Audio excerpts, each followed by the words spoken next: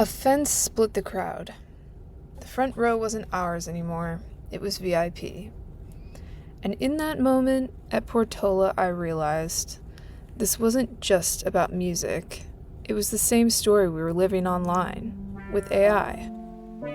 Hey, it's Abby, and this is the Double Helix, where I untangle what happens when creativity and compliance collide.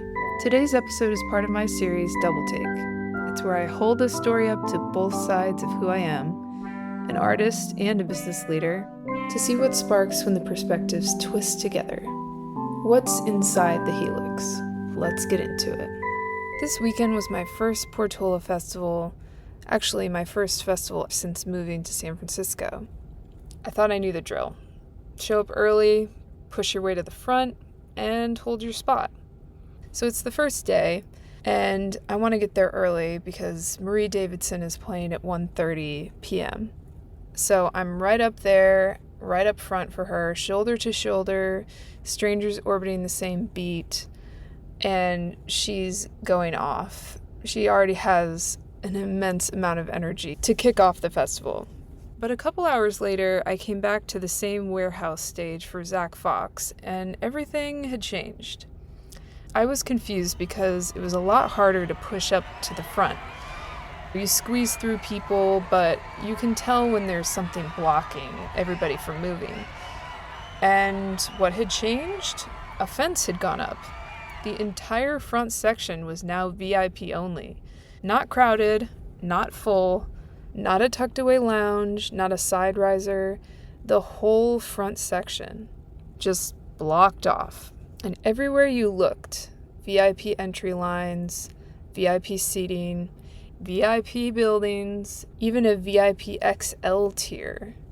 Apparently you could even buy XXL premium tables, like bottle service at a club, I'm guessing. Festivals used to feel communal, like a melting pot. Now, they look like SaaS pricing pages. Now they feel tiered, like everything else. And here's the thing. Portola isn't alone. At Coachella, VIPs sip cocktails in shaded lounges, while general admission bakes in the sun. At Austin City Limits, they skip the food truck lines entirely, straight to curated vendors and even spa treatments right on the grounds. That fence at Portola wasn't just a barrier, it was a business model. Insert cash or select payment type. And it's the same logic as airlines charging you to pick a seat, or Netflix splitting into ad-supported and ad-free tiers. Comfort has become its own tier. Live Nation's VIP ticket revenue was up more than 20% last year. Free plan, paid plan, premium plan, general admission, VIP, VIP XL. Different industries, same structure. You can stand in the back, or you can pay to move closer. Here's the split screen I'm seeing. As a fan and as an artist, the front row should belong to the diehards, the dancers, the ones who show up to feel the music together. A fence doesn't just block access, it blocks community. But as a business manager, I get it. Ticket sales are soft. Arts funding in the US is fragile, has always been fragile. AI lawsuits are piling up. So upsells are how festivals, labels, and artists survive. That's the helix of the story. One strand disappointed, the other pragmatic. Artists themselves, they're caught in the middle. Touring used to pay. Now many are lucky to break even. They don't decide where the fences go. And when I look at AI, it's the exact same knot. AI was supposed to democratize creativity. Instead, it's rolling out velvet ropes. Free users get limited prompts, slow speeds, short memory.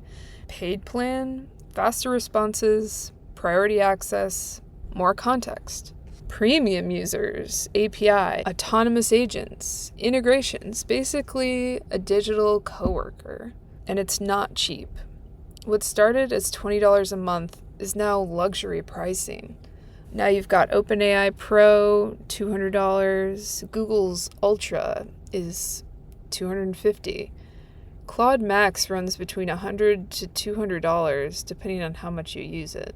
The front row isn't just crowded anymore. It's like a gated community, what some researchers call an intelligence aristocracy. But here's the paradox. The same tools fencing us out are trying to replicate what's inside, the feeling of connection that music has always given us. But let me step back, because what really sticks with me is just how access changes the kind of connection you get. In the early 2010s, I played these little online chat rooms called tinychat.url. Shout out SPF 420. One night, I was on the same lineup as Krayshawn. She's literally typing in the chat while I'm singing. And in that moment, I felt closer to her than I ever could have in a crowd of thousands. Fast forward to Portola this weekend, I stood just a few feet from Christina Aguilera, and she's one of my childhood idols. I screamed along with many other girls in the crowd. I sang Reflection growing up at every karaoke night, still on my roster, and now she's right there in front of me. I couldn't believe what I was seeing. Day 2, I was really excited to see Blawan in the ship tent. There was fog curling around the stage, bass rattling through bodies, strangers moving in sync.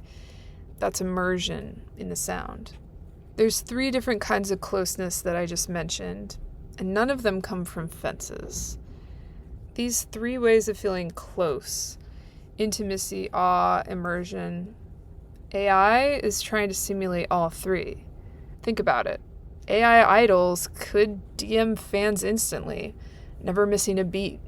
That's digital intimacy.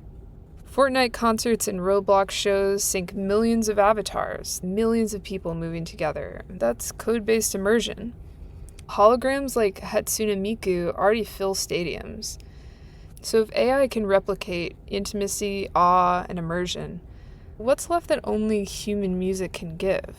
Even Hatsune Miku had a human voice actor behind her. What happens when the headliner is 100% AI code?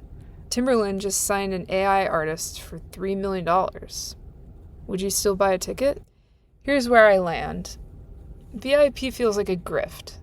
It turns fans into customers, community into commodities, but it's also survival. And in this economy, who can blame them? AI feels like democratization of intelligence in some circles, but it's also a paywall. Both put fences around what used to feel free. Both reshape who gets the front row. And as David Montgomery put it in his Medium article, being cut off from AI tools is like being denied access to thinking enhancement, not just convenience features. At Portola, the fence kept me in the back. Online, AI fences keep millions out of the future of work.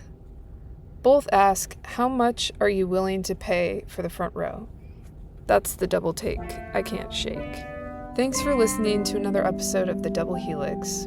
If you want the full essay, it's linked in the show notes, and I'd love to hear your take. Drop a comment or just DM me your own fence story. And here's some questions for you. Would you pay $200 for the AI front row? Which fence frustrates you the most? The one at a festival or the one in your apps? And in a world full of fences, what does it mean to keep the front row open? That's the double take. Until next time, keep an eye on the fences.